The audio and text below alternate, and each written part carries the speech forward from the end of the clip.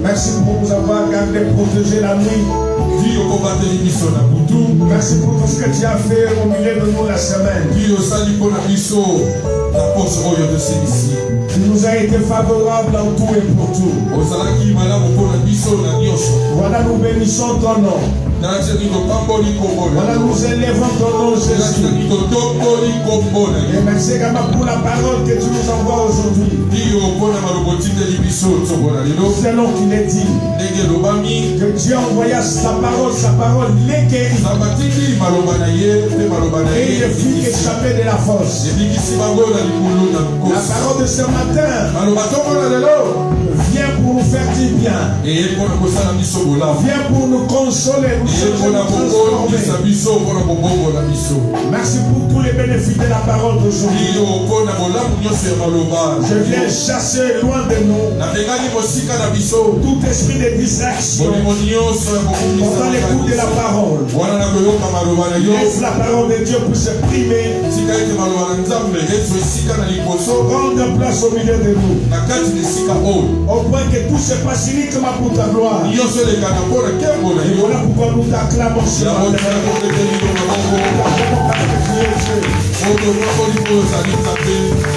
t'acclamons parce que tu es le roi de gloire.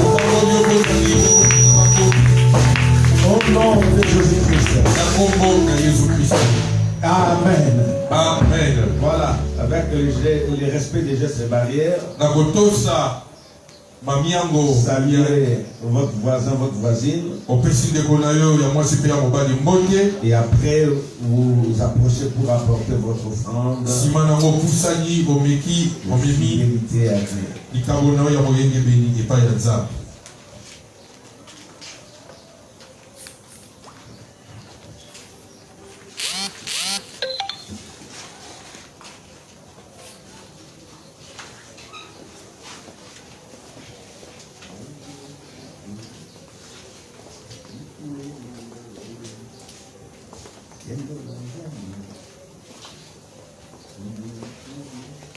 Voilà. Bien nommé dans le Seigneur. Que le Seigneur vous bénisse, vous qui êtes déjà là. Certes, il y a des amis qui vont nous rejoindre.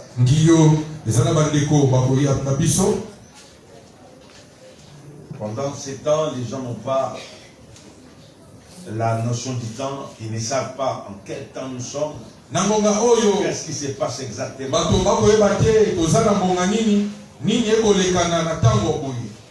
Et voilà pourquoi les gens sont en train de s'embrouiller dans beaucoup de choses. Voilà.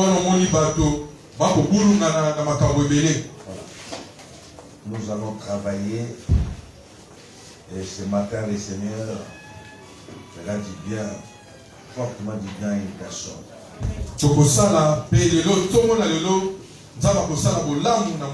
Évangile selon Saint Luc. Dans son 5e chapitre. Nous allons lire du 1er au 9e verset. C'est un texte qui nous est familier.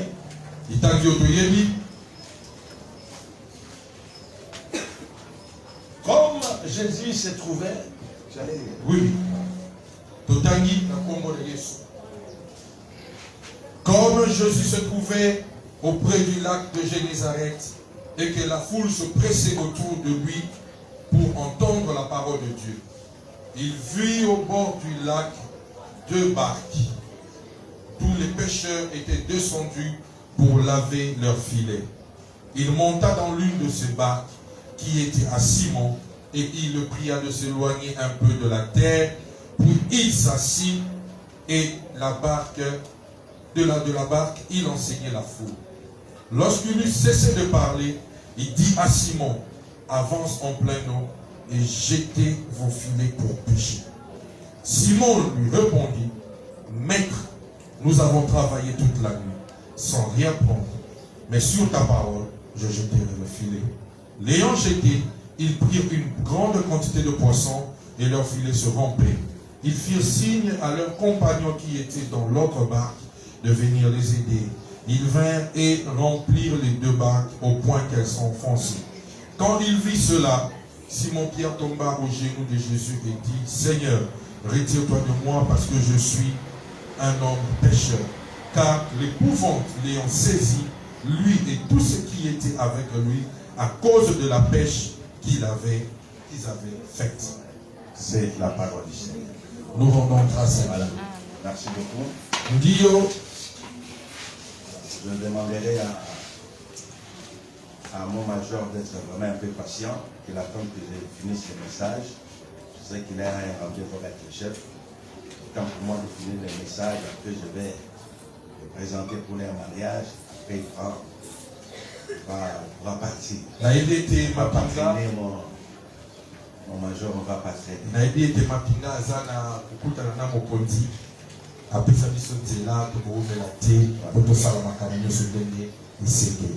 Amen. Amen. Voilà. Dio, n'emballez pas votre filet.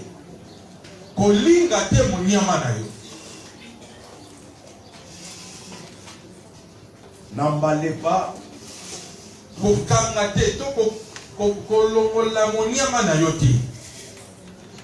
Ne l'emballez pas. N'emballez pas votre filet. Ne le cachez pas.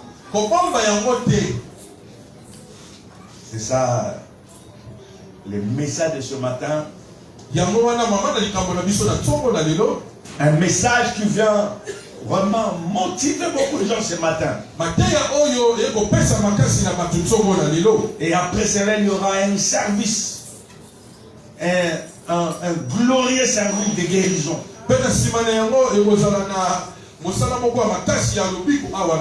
Car le Saint-Esprit m'a parlé, il y a bon nombre de gens qui sont malades à l'église. Et que Dieu veut les guérir ce matin. Voilà. Avant de décoller, dites aux voisins, n'emballez pas votre filet.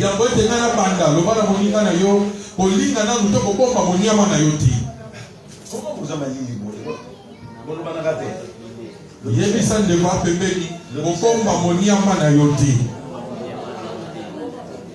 dans un beau le bien pour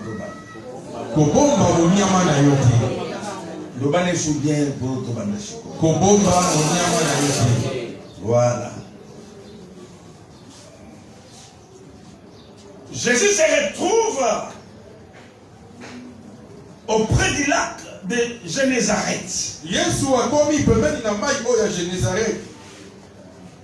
Et pendant ce temps ici, il y a une grande foule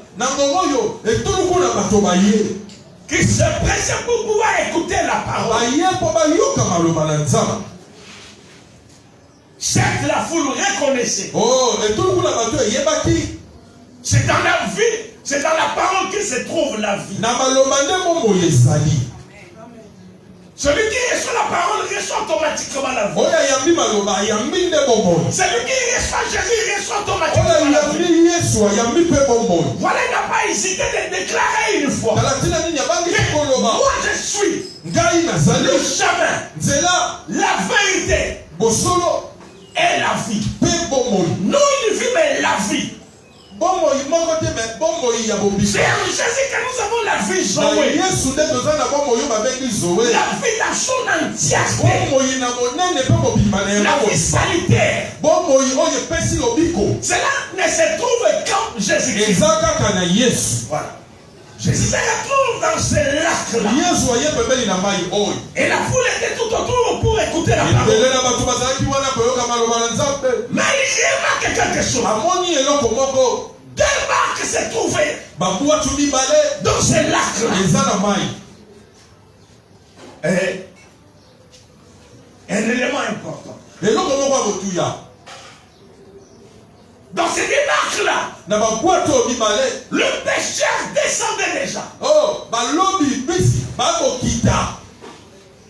Et ils étaient en train de nettoyer, de lever leur filet. Cela caractérisait quoi? La fin de leur travail. Pasteur, il faut comme dans la prédication. C'est ça qui veille.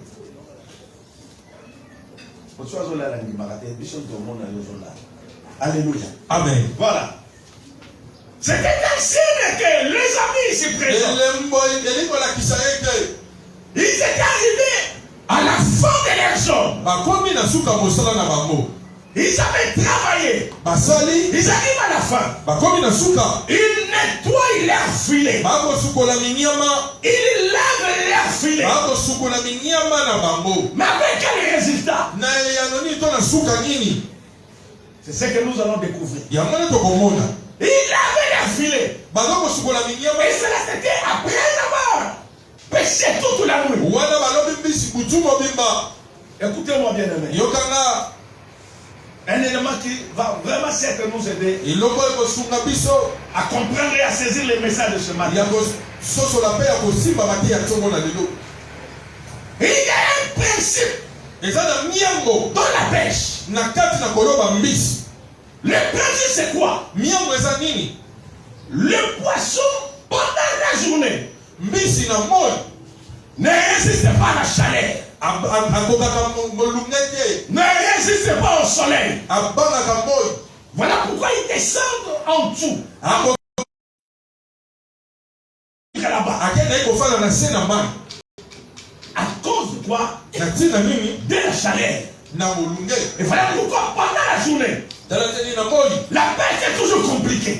Mais lorsqu'on arrive la nuit, le même poisson. Alléluia. Amen. Mais lorsqu'on se rend compte que les amis ici n'ont pas pêché pendant la journée, mais ils avaient pêché pendant la nuit. Pendant que la pêche était favorable, pendant que les poissons étaient sur la surface des eaux, ils ont pêché toute la nuit sans aucun résultat. Dites au voisin zéro résultat.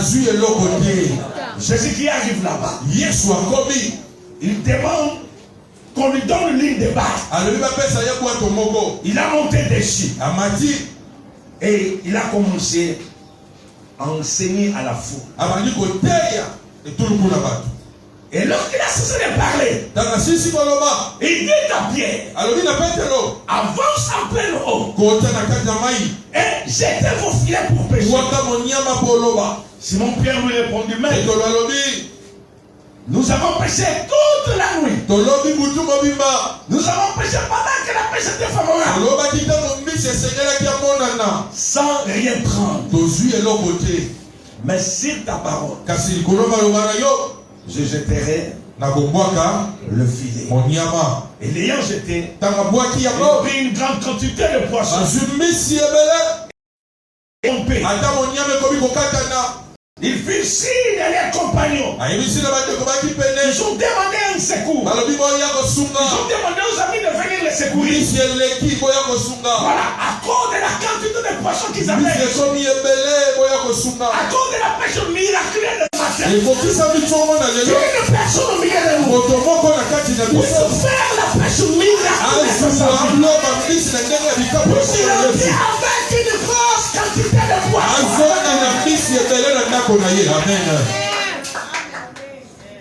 Bien aimé, on nous informe quoi? Ce jour-là, Pierre avait recueilli 173 gros poissons. Ce n'est pas écrit dans la Bible, c'est dans les commentaires. Oh, mais il reste des petits poissons là. Voilà, nous allons interpréter la parole et nous allons finir. Écoutez-moi. Yoka. Calmement maintenant. Voilà. Les amis ont péché. À la fin. Parce qu'ils n'avaient rien reçu. Ils ont commencé à laver leur filet.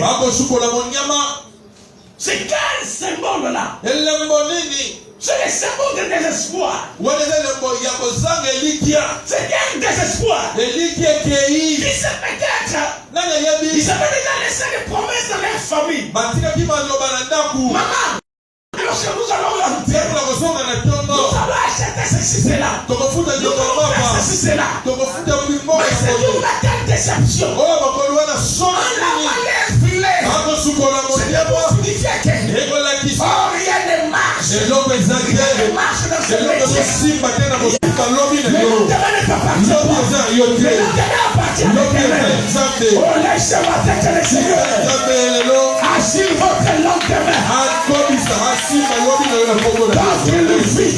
wana yo Quelqu'un zopela a déclaré, moto moko alobi je ne tiendrai rien. akobanga eloko te Car mes lendemains sont oyo assurés. lobi na ngai esimbami Je te forme également. ayebisi yo mpe lelo S'il y a quelqu'un qui assiste soki les eza na moto lendemains, moko azosimba lobi c'est le Seigneur eza Jésus-Christ. nkolo yesu kristo Je te forme ce matin. ayebisi yo tsongana Car lelo tes lendemains sont assurés. lobi na yo esimbami Ne plus plus dans les désespoirs. kobanga na kokweyisama Ne plus te plus dans une crise kobimaka na permanente. kobanga banga makambo Car celui qui t'a appelé, oyo abengi c'est yo un vrai, aza ya solo vrai responsable. aza solo oyo ayebi kobatela C'est quelqu'un qui sait s'estimer. na moto ayebi komema mokumba na ye amen Que Dieu bénisse une personne. nzambe apambola moto moko Je vais terminer. nakosilisa Amen. amen Amen. amen Vous savez aujourd'hui, papa, oyebi lelo dadi mingi sont dans la même situation. baza kaka na makambo oyo Ils sont en train de regarder la veille filet. bazosukula minyama na bango Moi, je suis dans la destinée. naza na destine Il m'a promis depuis le janvier. nzambe alobaki nanga bande Je janvier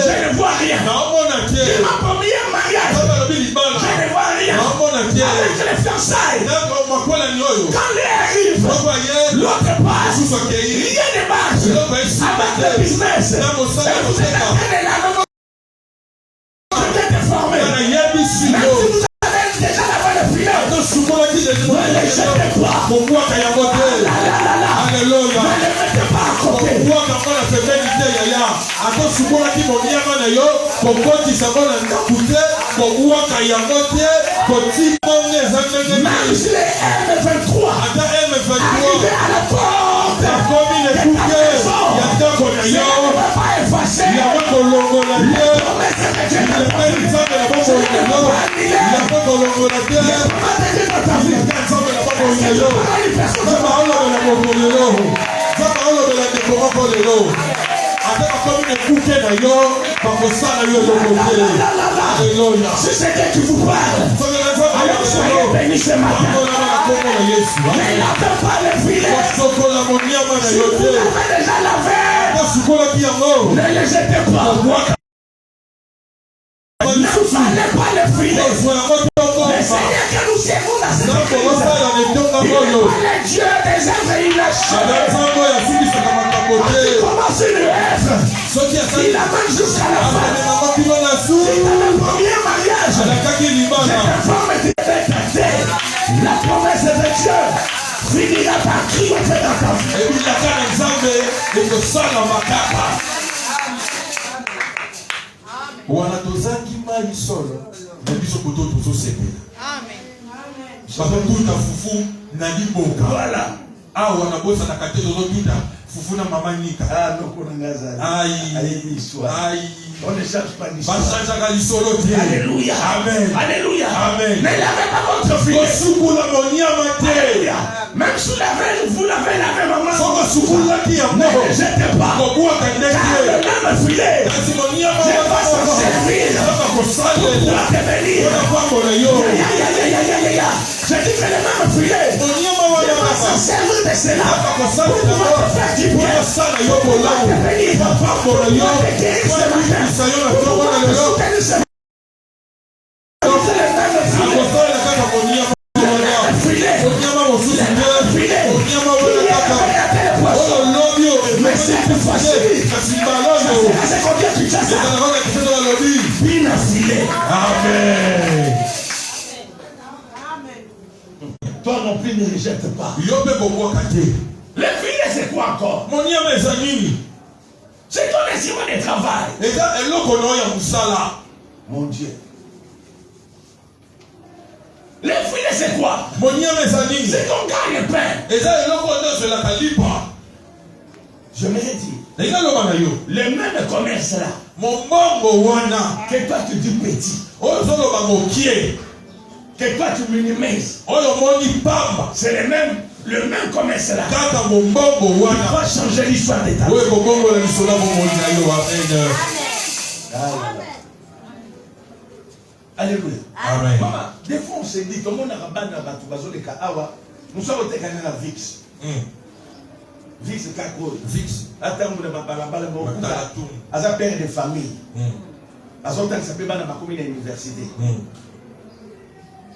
Tout le monde a moi, tu as un jamais. Tu as un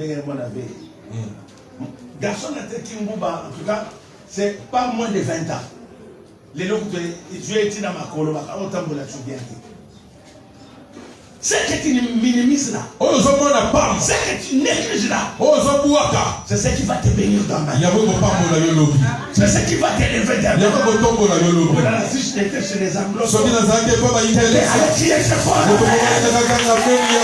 Tu minimises la paix. C'est ce qui va élever ta vie dans ma vie. C'est quand même. Le petit beignet là.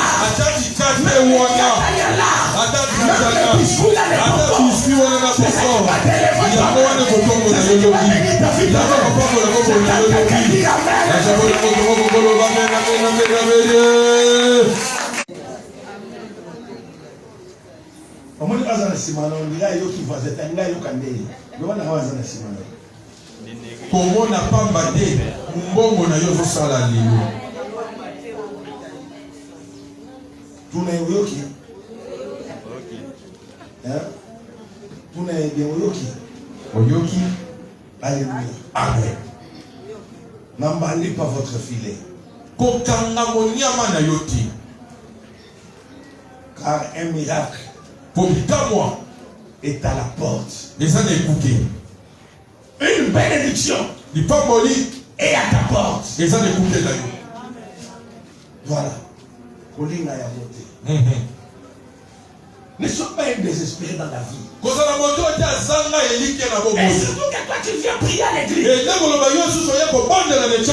tu viens chercher Dieu. La Bible dit que ceux qui cherchent l'éternel, ils ne sont privés d'aucun bien. Là, ça connaît le tombeau dans les lots. Zanga sale la yo pour l'âme. Amen. Puis madame vous aimez pour l'âme. C'est ça on a yo joie pour l'âme. Namba c'est le boulot. Amen. Père c'est le boulot.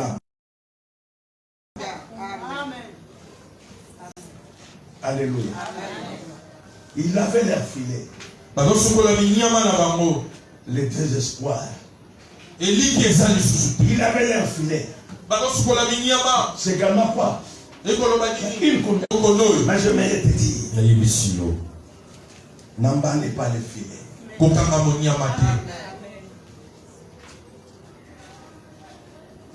N'emballez pas les filets. Parce que nous sommes à mon côté. Bon, ça va tout le 20 cancer. Nous avons ce qu'on va faire. Nous sommes à 4 abattoirs. Amen.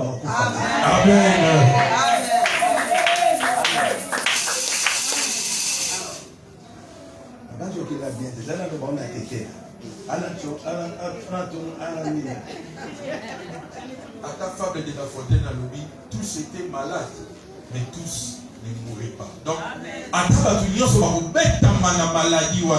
Na bokono wana kasi so ya bale teni ya batu bakobika iyo sa ne teni wana ya batu bakobika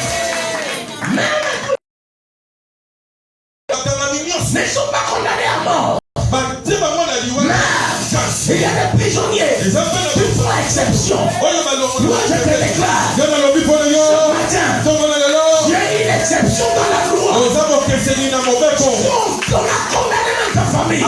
Présidentielle. De la grâce céleste.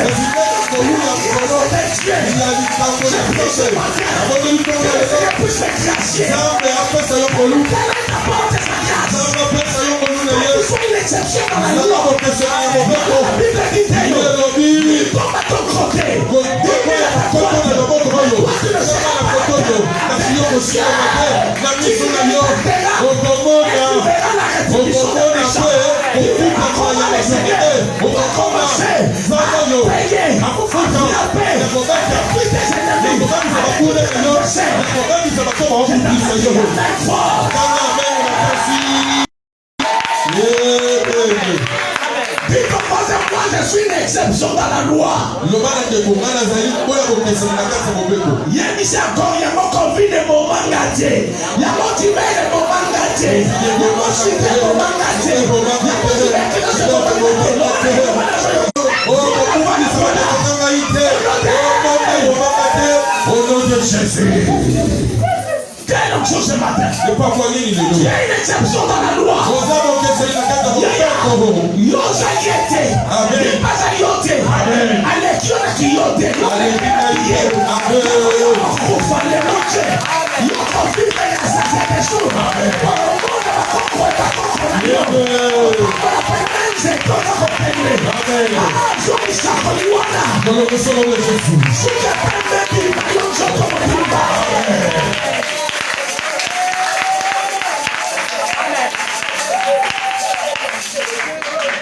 Moi j'aime comme ça. C'est ça l'église. C'est ça la vie à l'église. Alléluia. Tu as une exception dans la loi. Même si M23 arrive à Kinshasa, ils ne vont pas t'attaquer. Ils ne vont pas t'atteindre.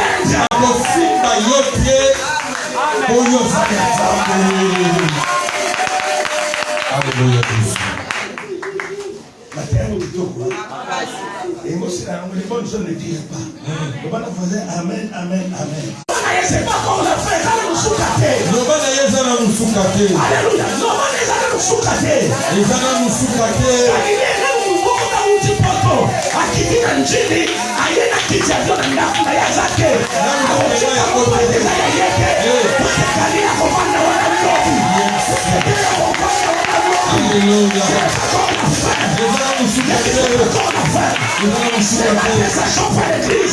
C'est pas comme on a fait. Tout le monde a monté la maternité. À Kanga, créé la maternité. C'est pas comme on a fait.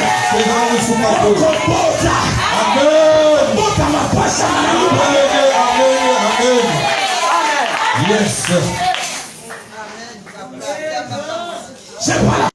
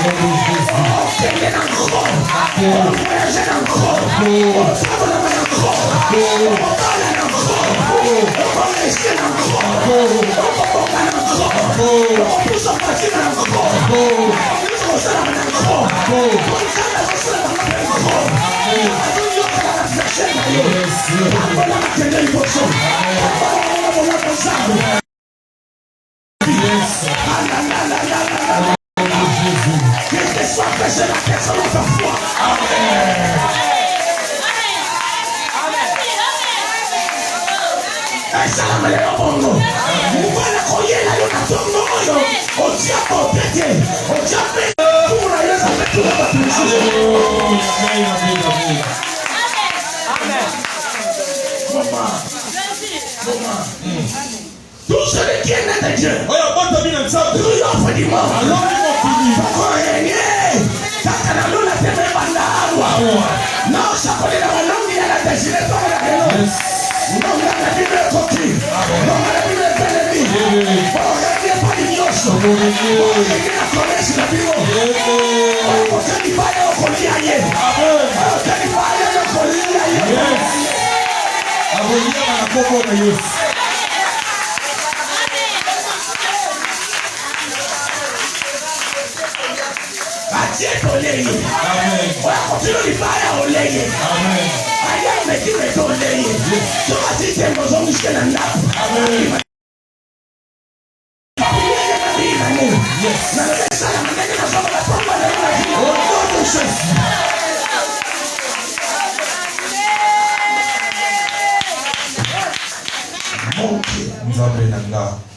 Ce qui est impossible aux hommes et les faire asseoir ensemble avec les hommes. Les gens vont commencer à vous respecter. Les gens vont respecter. Ce n'est pas parce que Dieu est dans la présidence ou non. C'est à cause de la grâce de Dieu qui est à travers les gens. Les gens vont commencer à te respecter. Peu importe ton âge. Ils auront des grands. Ils viendront devant toi. Ils vont commencer à te prospérer. À cause de Jésus que tu as. À cause de la grâce que tu as. Je dis que Dieu bénisse une personne. Alléluia. Amen. Écoutez bien, amen. Yoga, je vais nous livrer quelques secrets. Et nous allons prier. Bien aimé, pourquoi la cause de leur échec? La cause principale, c'était quoi? Pendant qu'ils travaillaient avant,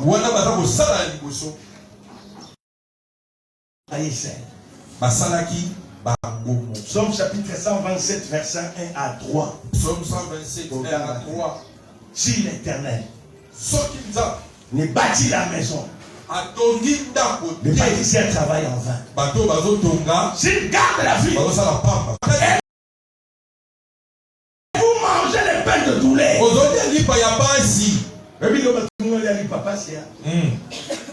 Tu quittes la maison à 5h à 6h. Mais quand tu rentres le soir, vous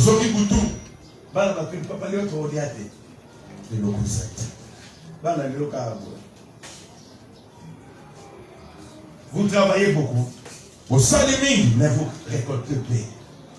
La suite, on dit quoi? Mais il en donne à ses enfants. Pendant quoi? Les sommeils. Dieu est bon. Dieu est en train de planifier de bonnes choses pour toi. Quel bonheur d'avoir un tel père. Pendant que vous dormez, Dieu le planificateur est là. Il y a des moments où il aucun débout. Là, vous ne pas aussi à dire pas mon débout. Non, c'est un bon moment. Là, ça, on m'a dit, c'est le diable qui a bloqué. À vous lire le combo, il faut beaucoup de gymnastique. À vous lire shawarma, il faut y conduire il y a 3 mois pour la ligne boy. Le biloko, mon est la caca, il kata mbash.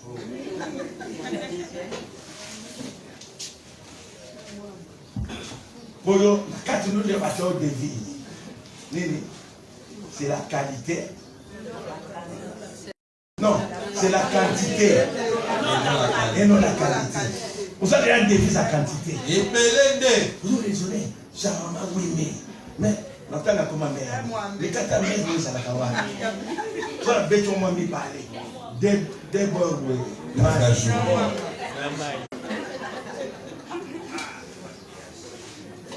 Pour la pomme de terre, il faut marier, je vous vois à l'église. Il y a un problème, hein. Pour il y a ce problème. Il y aura des séquelles à ce problème. Il faut que vous fassiez salon. Vous nous allez sur la vie, ma belle. Les amis qui nous sont à l'extérieur, veuillez vraiment m'excuser. Ça, c'est notre réalité avec ça.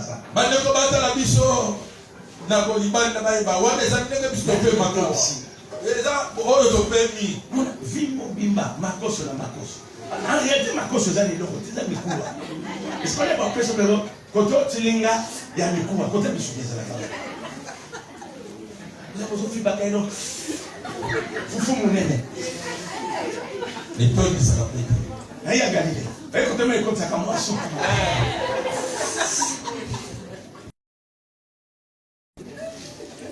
Il y a là.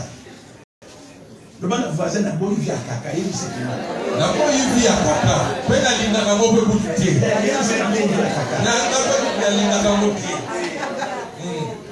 Pour le maillot, comme on met à ma solo, ils en ont pas pris. Viens à la cacaté. Voilà la cause de leur échec. C'est parce qu'ils travaillaient seul. Pourquoi ça qui va.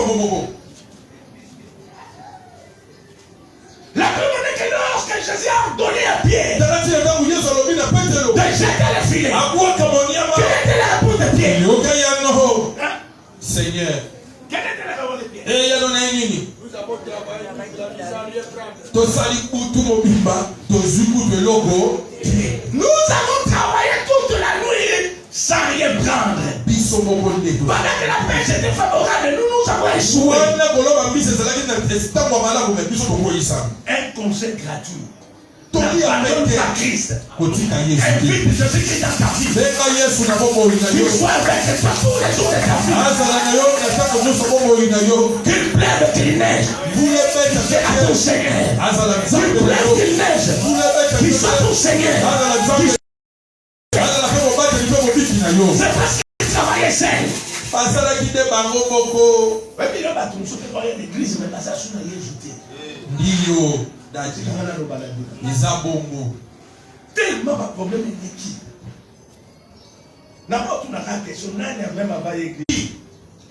Ils ne savent quoi faire. Et ils ont oublié la source d'origine.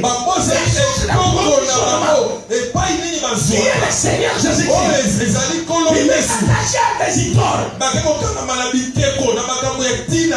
Voilà les résultats. Tu vas te rendre compte que même ta vie chrétienne ne pas ce qu'elle était hier. Tu n'avais plus d'amour pour Jésus. Voilà. Tu n'avais plus d'amour pour les travail de Jésus. Mais aujourd'hui, il y a un refroidissement total. C'est ça la prière. D'ici là, ça sera 10 heures. Regardez derrière. Votre c'est ma voix libane. Tout la façon, tout le bazar. Tout le bazar. Amen. Donnez la vie à Jésus-Christ, papa. Vous savez comment Pierre avait fait cela? Pas seulement. Il s'est confié à Jésus. Mais il a confié également ses biens. Il a confié sa barque. Oh mon Dieu. Est-ce que quelqu'un me comprend? Problème dans le chez Zakawana.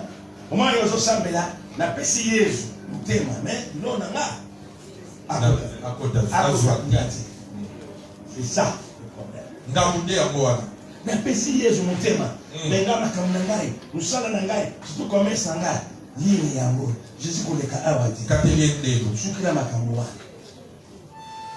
C'est ça notre difficulté ce matin. Passe na biso yango wana. Amen. Amen. Deuxième élément. Tout a mis balé.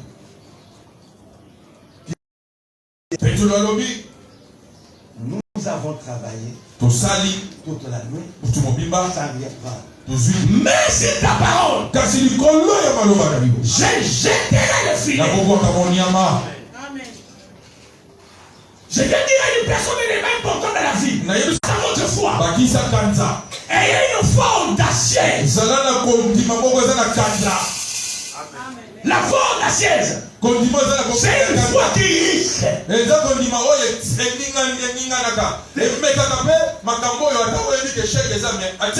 Merci ma soeur madame.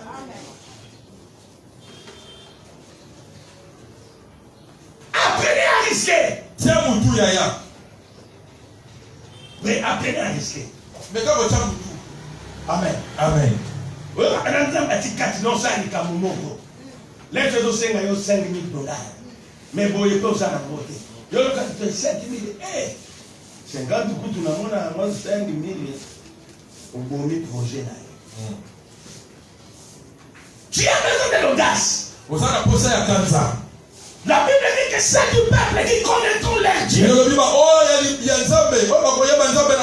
Agiront avec audace.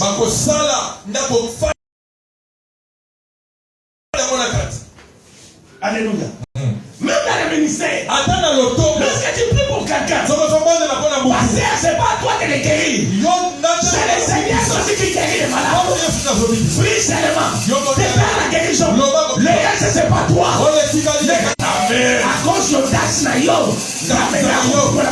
Pas de mariage, non, ça là. La Bible m'a comme belé. Sur votre audacité. Les abobos.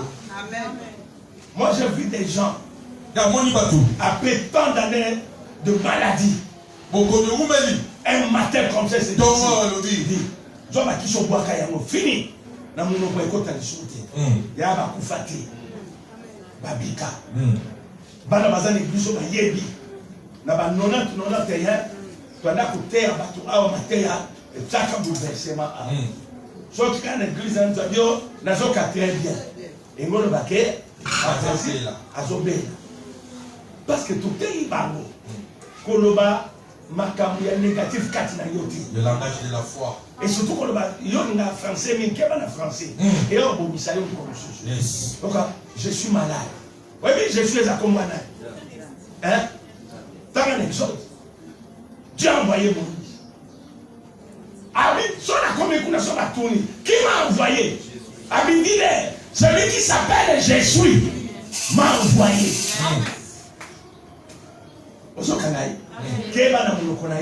Je suis malade, je suis pauvre.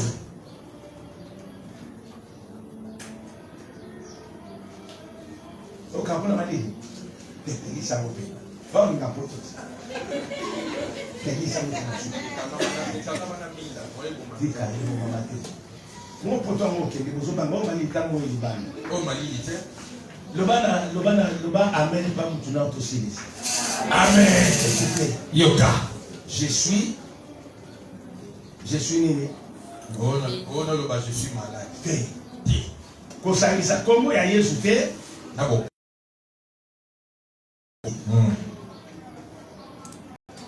Même moi, dans la poche, c'était ça que là, je suis riche. Je suis béni. Ça que là, je suis béni. Ça que là, je suis en bonne santé. Amen. Car c'est que tu dis, si tu le crois, tu le verras s'accomplir. Au moment où on dit ça. Il y en a qui sont morts quand ils ont posé. Mais nous, parce que là, amen, tout le monde.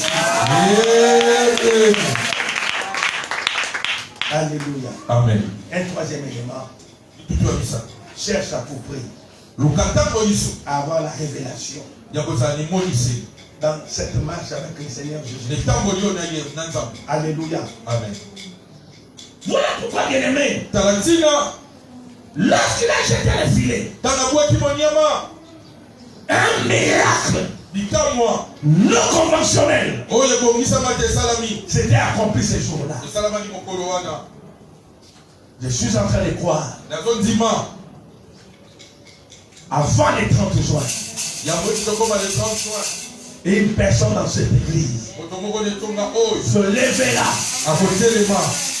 Il va passer dans devant pour dire, j'ai vu les seigneurs dans cette église. J'ai vu les seigneurs Jésus dans cette communauté. J'ai dit encore avant le jeudi là, un miracle surnaturel va se passer dans votre vie. Lorsqu'il a jeté le filet, il a recueilli 173 gros poissons. Bandakanati. Webiti nani nos hommes makapine lete. Yo pêche na yo papa maman. Olenka ka peme na mai. Peme na mai ba même bazakana mingi. Mataka. Otoni na mataka mingi. Mataka tondi sakate. O kama mataka boni bolia na famille. Nzongo bolia mataka. Voilà qu'on le bain na pierre. Avance où?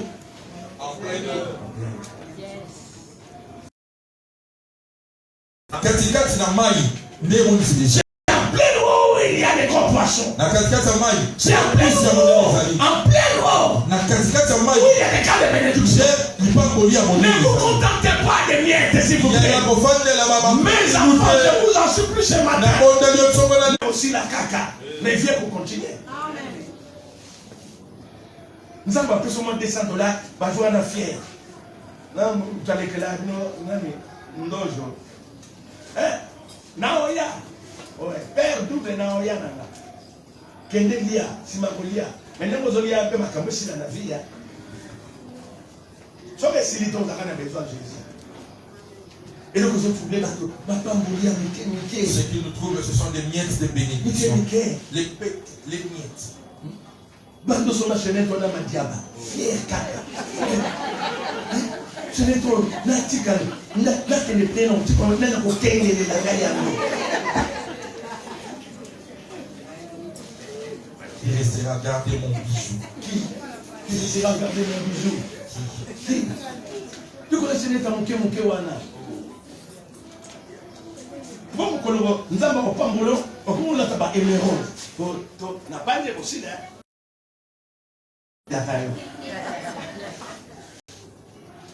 Des petites bénédictions trouvent les enfants de Dieu. Ça pas pour moi la tradition on l'indépendant bien. Et ça n'a pas mis made in China. Mais on peut dire comme on n'a pas dans le. Si c'est pour la mettre un beau du monde. Amen. Amen. Une petite bénédiction. Ils sont en train de nous troubler. La bénédiction de l'Éternel enrichit. Et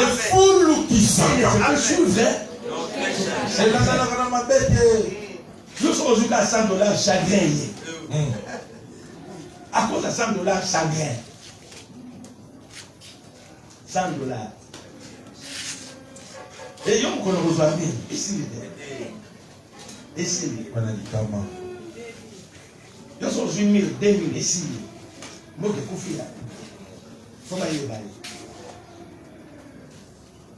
Et nous sommes une voiture ici. Moi, je suis un chauffeur, je suis un chauffeur ici. Ok, je suis un chauffeur à la pharmacie. Mais je suis un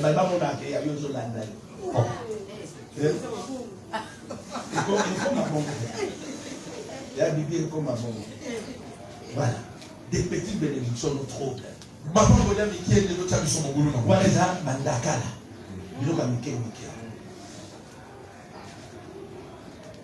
Les gens demandent même à Thomas Simi en termes de bourse financière. Bazar et Banguetea sont déjà. Nous sommes en entreprise, nous avons présenté. Nous sommes conservés. Na sakoli ke yo li pambole troublé yote. Amen. Na le bénédiction troublé vie na yote. Alléluia. Ils ont accueilli 173 les aider. Baya ko sunda bango. Li pambole yo yo. Alléluia. Amen. O mete la mo ke lote. Ya mo ko kanga pa ya tunyosa. Amen. Boye ka yo pambola. Alléluia. Boye ma renda cosa di béni. Amen. Et créer un amitié. Oui. Même chose avec ma camarade parce que vous n'avez rien. Et ça bon. Non, non, là, vous n'avez pas d'ailleurs. Vous n'avez rien. Bakilio. Ah, vous n'avez pas d'ailleurs. Vous avez un problème. Eh, il y a des papas. Ah, vous n'avez pas d'ailleurs. Et puis, les papas camarades, vous avez un problème. Mais les gens n'ont pas d'ailleurs. Pas nous. Vous avez un vous n'avez rien. Moi, je ne peux pas dire calme. Vous n'avez rien. Tu dois monter. C'est que le matin. J'ai dit que tu dois monter. C'est que le matin. Tu dois encore monter. C'est que le matin. Allez dans la révélation. Comment avoir la révélation? Je travaille la parole de Dieu. Je travaille l'écoute de la parole de Dieu. Je travaille la recette de la parole de Dieu. C'est là où nous allons découvrir des choses. Alléluia. C'est également à travers la prière. Alléluia. Amen. Je deviens un prédicateur à Dieu. L'exit. En tant que la souka livre l'exit. Alors, on a la révélation. Il y a un vidéo qu'on a dit. Je vais mettre aussi. Amen. Cherche la révélation. Nous t'aimons ici.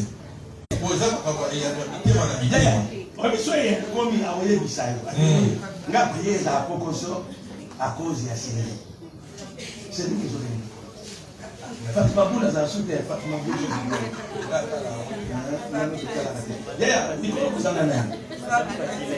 Fatima Boula est là. Madame Fazilette. Fazilette. Azana no. Atio. Bawe de ni suba.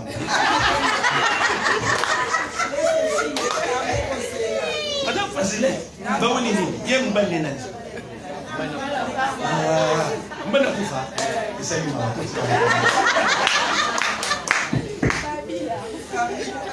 C'est dans votre difficulté. On ne vous interdit pas de voir le cinéma, ça non. Non, bien aimé. Mais il faut choisir à quel moment. Et pour cela, n'oubliez pas de la parole de Dieu. N'oubliez pas la parole du Seigneur dans votre vie. Autant la cinéma, mais en lisant la Bible, tu vas faire des découvertes. Oui, ma promesse, mais $100 à Batuzakuna. Pour la ligne, lecture les articles. Allez dans les eaux profondes. Alléluia. Arrêtez avec les bénédictions de Frétin. Arrêtez. Non. Le temps est arrivé. Je suis en train de finir par dire. Dieu est en train de te voir grand. Dieu est en train de t'amener à accomplir loin cette année. Alléluia. Amen. Voilà qu'il n'est pas parti du mois de juillet. Il se passeront des choses incroyables dans votre vie. Des choses impossibles dans votre vie. Laissez-moi te prophétiser avant les 30 juin. Quelqu'un touche un miracle surnaturel.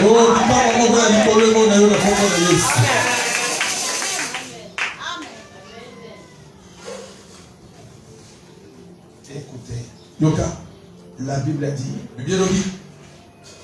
quand il vit cela, Pierre tomba aux genoux de Jésus. Seigneur, retire-le-moi. Parce que je suis un pécheur. Et car l'épouvante l'avait saisi. Et tout ce qui était avec lui. À cause de la pêche qu'ils avaient fait. Amen. Au moment où terminera à glorifier Dieu. S'il vous plaît. À glorifier Dieu.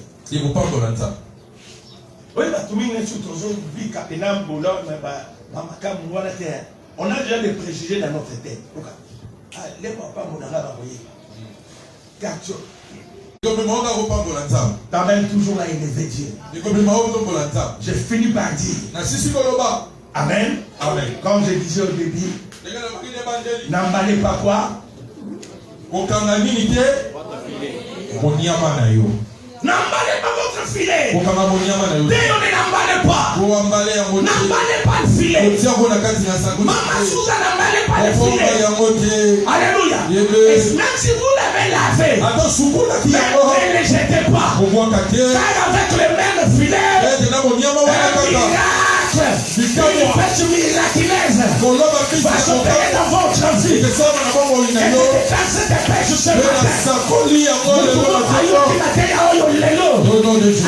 elle a plus de 173 poissons. Au nom de Jésus. La mission va souffler du filet, voilà. Mais vous savez, et nous, la souris, il y aura matière à soupe. Le même endroit. Et si comme mon corps où le diable t'avait humilié, oh Satan a yobi ça qui ont sauté dans ce même lieu-là, où le Seigneur viendra t'élever, où le Seigneur viendra faire quelque chose avec toi. Quand tu pas, il va chola, quand il pas, il va voler comme Pamba. Na lupa luka kawana. Papa, Nzamba Zanzamba. Mon petit John est arrivé déjà. Voilà. Il est là. Lobby. Maman mon père qui bande. Ah, tu as cette bande. Non. Et Salinga somme na balaba. Elle a dit boy ah. Eh, boy il a bien terre. Bon. Maman j'allais. Aïe papa soyez ah. Lobby maman n'a l'écrit dans le sassi. Dans la campagne de Matéo, on est en train de dire comme. On dit Matéo en va y avoir. C'est ça les cas tout le monde a là. Eh. Donc mère on a commis. On dit pas tout qu'on soucoulé les États-Unis. C'est ça. Pembe. Nini ya mtu. Kabe, c'est ça. ma descendance. Papa passé bonjour. Là tout le maman on a caillou. Bon il y a banane était. Il y a autre zalé dans ma voisin. Bandeko nzamba zali. Comme maman aller à osala musala. Non bandenge penda polémique té. Maman to moni à osala musala awa. So tailler lobby. À moins que vous avez un crédit. Mais quelque part Dieu est là. Nzamba zali. Alors ça. Amen. John Monet qui est lobby. On nous l'a qui est. John a bala déjà. Nabana na ye misatu. Kala mama nenga komi. Bon zenga. Donc nzambe na ngai. Mafuta zo takataka na nzoto. Pembe. Kabelo la yao. Kabelo la yao. Rouge à lèvres. Vert aux yeux. Non, non, non, non. Ici. Non, non, non, non. Et la kisikaka nzambe azali. Amen. Et les paniers continuent à circuler. Après son tour, ça sera ton tour. Je dis encore, après son tour, ça sera ton tour. Il y a un panier comme les laïos. Zamba Sénébaka va tourner sur la désert. Va sauter comme tout le côté. Près de 5 000 poisson. Le sac de pépon naïo. Et comme il tourne naïo. Va servir yo. Et quand Zamba naïo, pambo naïo. La combat de Jésus.